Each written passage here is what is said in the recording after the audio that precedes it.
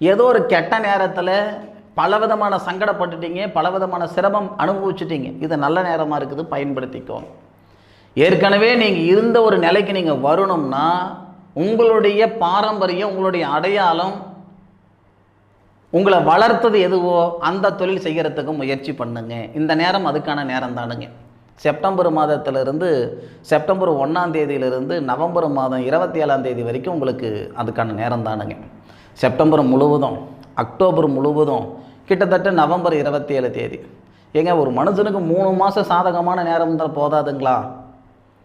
நாம் என்ன நினைப்போம், நமக்கு 3 மாதம் வேணாம் சாமி, இதுதான் பாதை அப்படின்னு தெரியப்படுத்துறதுக்கு இந்த பிரபஞ்சம் ஒரு சந்தர்ப்பம் எனக்கு கொடுக்கட்டும், ஒரே ஒரு சந்தர்ப்பம் எனக்கு கொடுக்கட்டுங்க, இதுதான் பாதை, இந்த பாதையில் போனால் நீ வாழ்ந்துக்கிடுவே.